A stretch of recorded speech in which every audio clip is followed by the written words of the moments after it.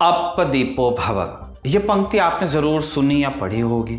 अपने अंतिम वक्त में बुद्ध ने अपने शिष्य भद्रक को ये पंक्ति कही थी, लेकिन इस पंक्ति से इतर बुद्ध के परिनिर्वाण की कहानी बहुत भावुक कर देने वाली है।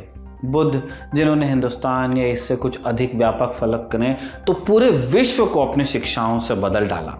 आज बुद्ध के अंतिम दिनों की हम बात करेंगे।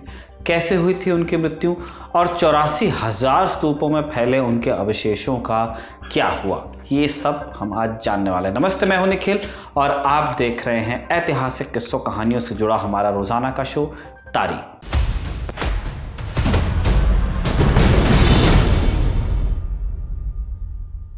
गौतम बुद्ध को तथागत भी कहा जाता है। सिंहली, अनुश्रुति, खारवेल जैसे स्रोतों के आधार पर भगवान बुद्ध की जन्मतिथि 571 ईसा पूर्व मानी गई है। बुद्ध को शाक्य मुनि भी कहते हैं, क्योंकि सिद्धार्थ के पिता शुद्धोधन शाक्यों के ही राजा थे। शुद्धोधन की पत्नी रानी महामाया के गर्भ से लुम्बिनी में वैशाख पूर्णिमा के दिन बुद्ध का जन्म हुआ। हमने लुम्बिनी की खोज और उसके ऐतिहासिक महत्व पर तारीख में कुछ महीने पहले बात की थी। इसका लिंक आपको डिस्क्रिप्शन में मिलेगा। गौतम बुद्ध की मृत्यु 485 ईसा पूर्व में कुशीनगर में हुई थी। उस समय उनकी उम्र 80 बरस थी। बौद्ध धर्म के अनुयायी इसे महापरिनिर्वाण कहते हैं, लेकिन उनकी मृत्यु के बारे में बौद्ध बुद्धिजीवी और इतिहासकार एकमत नहीं है। बुद्ध को जब यह आभास हुआ कि अब भूलोक में उनके पास बहुत कम समय है, तो उन्होंने वैशाली को छोड़ा। बुद्ध को इस आगत का आभास हो चला था कि काल आहट दे रहा है। बुद्ध वैशाली से उत्तर दिशा की ओर चले। उनके पीछे पीछे सभी वैशाली के निवासी लिच्छवी भी रोते रोते चलने लगे। वैशाली में रहने वालों को लिच्छवी कहा जाता था। रोते हुए लिच्छवियों को उन्होंने वापस लौटने की आज्ञा दी। इसके बाद वो भोगवती नगर पहुँचे और वहाँ से फिर पापापुर पहुँचे। 485 ईसा पूर्व में बुद्ध परिनिर्वाण के लिए लेटे। उस वक्त उनके साथ सिर्फ एक व्यक्ति थे, उनके सबसे भरोसेमंद और पहले शिष्य आनंद। वो 2400 घंटे बुद्ध के साथ रहते। बुद्ध के अंतिम दिनों की ही एक कहानी है जिसका उल्लेख जातक कथाओं में भी आता है। एक दिन भद्रक नाम का एक शिष्य कुटिया के बाहर बैठकर रोने लगा। वो इस बात से परेशान था कि बुद्ध ने मानव देह को त्यागने का फैसला ले लिया। बुद्ध को जब भद्रक के रोने की आवाज़ सुनाई दी तो उन्होंने आनंद से पूछा कि आनंद, ये कौन है जो इतने करुण स्वर में रोता है? आनंद ने उत्तर दिया, भंते, भद्रक रो रहे हैं, वो आपके दर्शन के लिए आए हैं। भंते दरअसल एक सम्मानजनक उपाधि है जिसका इस्तेमाल बौद्ध भिक्षुओं और वरिष्ठों को संबोधित करने के लिए किया जाता है। इसका इस्तेमाल खास तौर पर थेरवाद परंपरा में किया जाता है। बहरहाल बुद्ध ने आनंद से कहा कि उसे तुरंत मेरे पास लेके आओ। भद्रक ने जैसे ही कुटिया में प्रवेश किया, वो बुद्ध के पैरों में सर रखकर रोने लगे। बुद्ध ने स्नेहरत होकर पूछा कि क्या बात है वत्स, क्यों रोते हो? भद्रक बोले कि भंते, जब आप हमारे साथ नहीं होंगे तब हमारा मार्गदर्शन कौन करेगा? कौन हमें अंधकार से प्रकाश तक ले जाएगा? भद्रक की बात सुनकर बुद्ध मुस्कुराए। फिर बड़े ही लाड़ से उनके सिर पर हाथ फेर कर उन्होंने कहा कि भद्रक, ज्ञान का प्रकाश तुम्हारे ही भीतर है, उसे बाहर मत खोजो।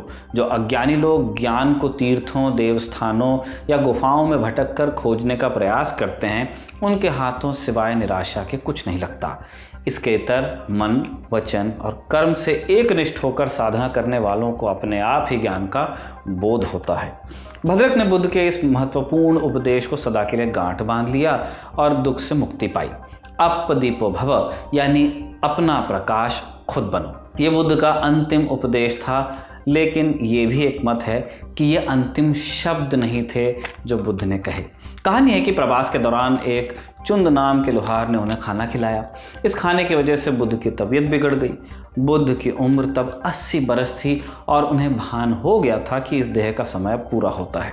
उन्होंने आनंद से 2 बातें कहीं। पहली कि चुंद पर किसी भी तरह से दोष न मढ़ा जाए कि उनकी वजह से मेरी देह बीती है।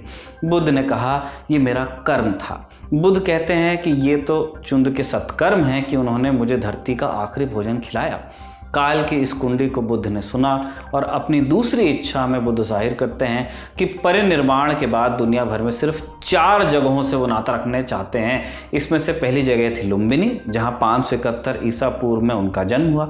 दूसरी थी बोध गया, जहाँ उन्हें सिद्धि प्राप्त हुई, जहाँ सिद्धार्थ से वो गौतम बुद्ध हुए। तीसरी थी सारनाथ, जहां उन्होंने अपना पहला धर्मोपदेश दिया, और चौथी थी कुशीनगर, जहां उन्होंने अंतिम श्वास ली। बुद्ध के आखिरी शब्द थे, सब कुछ नष्ट हो जाता है, लेकिन अपने लक्ष्य के लिए लगन से लगे रहो। कुशीनगर मौजूदा उत्तर प्रदेश के उत्तर पूर्व में पड़ने वाला एक जिला है। लुम्बिनी और कुशीनगर के बीच सिर्फ 150 किलोमीटर की दूरी है। हालांकि लुम्बिनी अब नेपाल में पड़ता है। बुद्ध की मृत्यु के बाद कुशीनगर को कुशावटी के नाम से जाना जाता था। कुशावटी मल्ल राज्य की राजधानी होती थी। मल्ल एक जनजाति थी जिसका राज्य गंगा के मैदान में कोसल और विदेह के बीच में पड़ता था। कुशावटी कोसल गणराज्य की भी एक राजधानी हुआ करती थी। कुशावटी का नाम कुशावटी क्यों पड़ा, इसके पीछे भी एक दिलचस्प कहानी। माना जाता है कि कुशावटी नाम इसलिए पड़ा क्योंकि वहाँ कुशा घास खूब मात्रा में उगती थी। बुद्ध जब भी अपने ध्यान की गद्दी लगाते तो उसमें कुशा घास ज़रूर रखवाई जाती। इसलिए आज भी कुशा घास का बौद्धों के लिए बड़ा पवित्र महत्व है। सिद्धि प्राप्त करने के बाद बुद्ध ने समानता, कर्तव्य, सहानुभूति और शांति जैसे गुणों वाले धर्म की शिक्षा दी। उनकी दी हुई शिक्षाओं ने भारतीय उपमहाद्वीप को हमेशा के लिए बदला। असम से अफगानिस्तान और कश्मीर से श्रीलंका तक बुद्ध की शिक्षा दीक्षा का प्रसार हुआ। इसके अलावा चीन, कोरिया, जापान, मध्य एशिया और मंगोलिया जैसे देशों में भी बुद्ध को मानने वाले लोग हैं। इसके बाद 19वीं सदी में पश्चिम में बुद्ध के विचारों का एक किस्म का पुनरुत्थान हम देखते हैं, और आज दुनिया भर के बौद्ध धर्मावलंबी भारत और नेपाल की पूरी श्रद्धा से यात्रा करने आते हैं। Land of Buddha. बौद्ध परंपरा के अनुसार बुद्ध की मृत्यु नहीं हुई, बल्कि उन्होंने परिनिर्वाण प्राप्त किया, जो कि निर्वाण की सबसे ऊंची स्थिति है। बौद्ध धर्म ग्रंथों के अनुसार बुद्ध दाहिने तरफ लेटे। उन्होंने अपने दाहिने हाथ को अपने सिर के नीचे रखा और चुपचाप इस दुनिया को वो अलविदा कहकर चले गए। ये जानकारियां दीघ निकाय के महापरिनिर्वाण सूत्र में दर्ज हैं। दीघ निकाय सुत्त पिटक का ही एक हिस्सा है। अब सवाल है कि सुत्त पिटक क्या हुआ।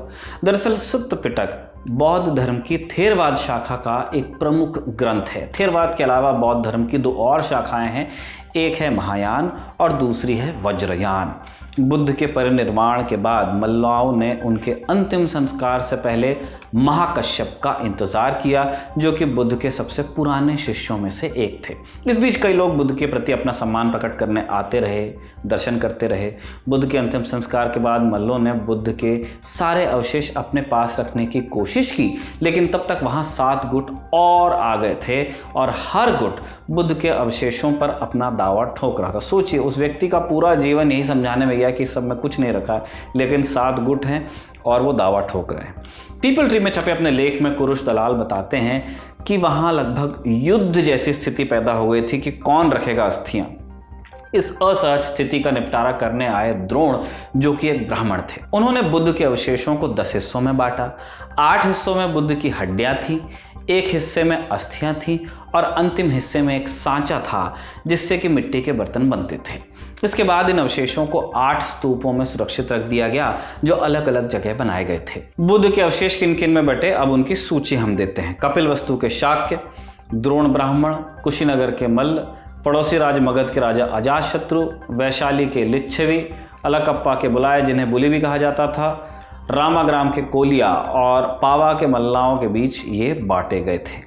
इन्होंने बाद में इन अवशेषों को सुरक्षित करने के लिए स्तूप बनवाए। यहाँ ये भी बनाना ज़रूरी है कि कई इतिहासकार मानते हैं कि द्रोण ने बुद्ध के अवशेषों के 8 नहीं 10 हिस्से किए थे, और बुद्ध के कई अवशेषों को कपिलवस्तु अवशेष के रूप में जाना जाता है, क्योंकि वो बिहार की एक जगह जिसे कपिलवस्तु का प्राचीन शहर माना जाता है, वहाँ से प्राप्त किए गए हैं। इस स्थान की खोज 1889 में हुई थी। मूलतः बुद्ध के 3 तरह के अवशेष मिलते हैं। पहले उनकी देह के अवशेष, दूसरे उन चीज़ों के अवशेष जिनका बुद्ध ने इस्तेमाल किया कभी, और तीसरे उद्देश्य के अवशेष, माने बुद्ध की शिक्षाओं से जुड़ी चीज़ों के अवशेष। 12वीं शताब्दी ईस्वी में बौद्ध धर्म के पतन के साथ साथ कुशीनगर भी धीरे धीरे स्मृतियों से लुप्त होता गया। आज उस जगह पर ईंटों से बना एक विशाल स्तूप है जहां बुद्ध का अंतिम संस्कार किया गया, और उसके बगल में एक परिनिर्वाण मंदिर है जिसे कई शताब्दियों बाद बनाया गया। मंदिर के भीतर लेटे हुए बुद्ध की 6.1 मीटर लंबी मूर्ति है। इस जगह पर कई छोटे मन्नत स्तूप भी हैं। परिनिर्वाण मंदिर के बनने की कहानी भी दिलचस्प है। मई 1956 में बुद्ध के परिनिर्वाण के 2500 बरस पूरे होने के उपलक्ष्य में नेहरू के प्रधानमंत्री रहते हुए कई कार्यक्रम हुए थे। नेहरू की कोशिश थी कि बुद्ध के अवशेषों को पश्चिम के हेरिटेज स्मारकों की तरह देखा जाए। इसी दौरान परिनिर्वाण मंदिर का भी पुनः निर्माण करवाया गया। वैसे इस मंदिर का निर्माण गुप्त काल में हुआ था, जो असली स्ट्रक्चर है नेहरू काल में उसको दोबारा बनवाया गया। कुशावटी में बुद्ध के अवशेषों की खोज सर अलेक्जेंडर कनिंघम ने की थी जब वो उत्तर प्रदेश का सर्वेक्षण कर रहे थे। सर अलेक्जेंडर कनिंघम भारतीय पुरातत्व सर्वेक्षण के पहले डायरेक्टर जनरल यानी कि महानिदेशक थे।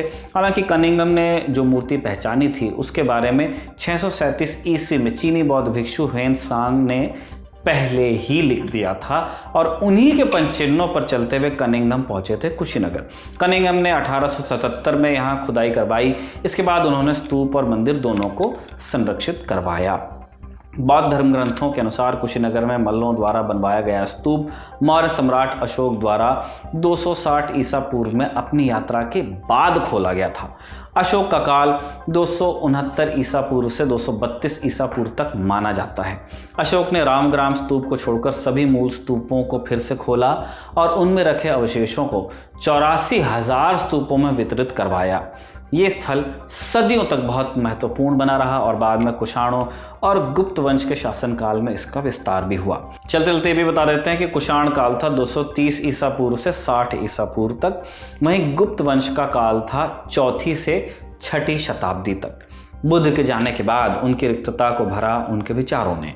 जब वो जीवन भर गतिमान रहे तो ये कैसे संभव था कि उनके विचार जड़ हो जाते। बुद्ध के क्रांतिकारी विचार आज भी दुनिया मथती है। आज की तारीख में बस इतना ही। इससे हमारे साथी दीपक तेनगुरिया ने लिखा और जतिन ने इसे रिकॉर्ड किया। आप देखते रहिए दी लर्निंग टॉक।